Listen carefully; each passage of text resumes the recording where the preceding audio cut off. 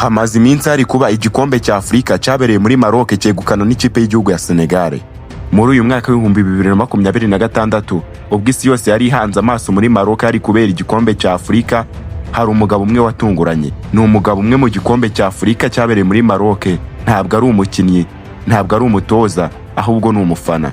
Michel Kuka Blandinga, uzwi nka Lumumba muzima, yashoboye gukora ibyo abafana bita nka kidobya, guhagarara amasaha abiri adakoma adahumbya yigana igishushanyo cy'intwari Patrick Lumumba ya Kongo. Ese uyu mugabo ni muntu ki? Akura he imbaraga? Ese koko ni umukire cyangwa ni urukundo rw'igihugu nk'uko yabigaragaje muri Maroc?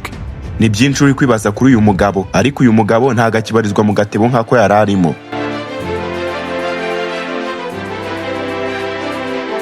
Michel Kuka Blandinga yatangaje benshi, bituma benshi bamwibazaho. Mureke dufate urumuri, ubundi turumurike inyuma y'inkuta z'umwijima, tumenye ikiriyo, ubundi dusobanukirwe byinshi kuri uyu mugabo. Abenshi bibaza uko ateye, aho avuka, uburyo yagiye mu gikombe cya Afurika, imibereho ye, ndetse n'uburyo ubuzima bwe bwaje guhinduka mu gihe gitoya akimara kureba iki gikombe cya Afurika. Urakaza neza kuri Dive Courant Official, mbahaye ikaze.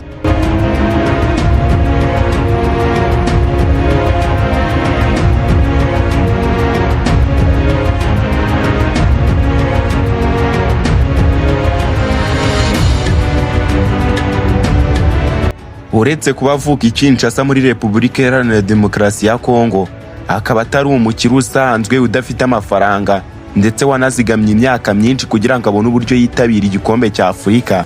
Uyu mugabo ni umuntu usanzwe, akora akazi gasanzwe, uwakoraga akazi k'ubukanishi ndetse n'indi mirimo iciriritse. Reka turebe inzira y'inzitane uyu mugabo yakoresheje kugira ngo ave i Kinshasa yerekeze muri Maroc, aherekeze ikipe ye y'ingwe za Kongo mu gikombe cya Afurika. Ngo ntago yari ibintu byoroshye, nta nubwo yahise afata itiki gitaraganya ngo ahita agenda. Yavuze yuko yazigamye igihe kinini amafaranga yagiye akura mu kazi ke gaciriritse ndetse n'iyindi mirimo igendanye n'ubukanishi kugira ngo azabone uburyo aherekeza izi ngwe za Kongo. Ubwo yageraga muri iki gihugu cya Maroc rero, imikino yaratangiye, maze ikipe y'igihugu ya Kongo ijya mu kibuga itangira gukina. Ahangaha rero niho abantu bahise batangira kumumenyera. Dore uburyo yafanagamo. Uhereye ku munota wa mbere kugeza umukino urangiye, ntiyigeraga yicara, ntiyigeraga anywa amazi, ntiyigeraga ahindura ukuboko, yahoraga ahagaze ukuboko kuri hejuru. Uwagerageje kumwigana akamara iminota myinshi, yamaze iminota 15. Uretse kuba yaramaraga iyo minota yose nta kunywa amazi, nta kwicara, nta kunyeganyega, nta kuzamura ukundi kuboko, uyu mugabo yari afite isura itangaje. Akaba yarahoraga yambaye imyenda imwe, amataratara, ikositimu n'umusatsi byogoshe kandi bimeze neza nka Patrick Lumumba.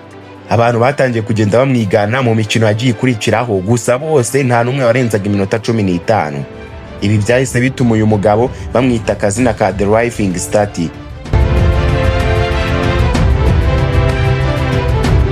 Nyuma yo gukomeza kwihangana, nubwo ikipe itabashije gutwara iki gikombe, uyu mugabo yaje guhabwa ibihembo ndetse n'amashimwe. Nyuma yo kugaragaza kwihangana, Perezida Felix Tshisekedi wa Repubulika Iharanira Demokarasi ya Kongo yamugeneye impano y'imodoka nshya yo mu bwoko bwa Jeep. Ubwo yageraga i Kinshasa muri Mutarama uyu mwaka w'ibihumbi 2026, yakiriwe nk'intwari, habwa amafaranga yo kumufasha mu buzima bwe bwa buri munsi kugira ngo akomeze kuba ambasaderi w'umuco w'icyo gihugu. Mu gukomeza kumuha icyubahiro, yahawe pasiporo idasanzwe n'uburyo bwo kuzajya ahindurirwa amatike y'indege mu mikino yose y'ikipe y'igihugu. Michel Kuka Blandinga yatwigishije ko gukunda igihugu bitagarukira mu magambo, ahubwo bigarukira mu bikorwa by'ubwitange. Niba uyu munsi Repubulika Iharanira Demokarasi ya Kongo ifite umufana wa mbere muri Afurika, ni uyu mugabo uhagarara akaba igishushanyo kugira ngo amateka y'igihugu cye atazima. Ese wowe ushobora guhagarara byibuze iminota 5? Reka mbashimire, murakarama.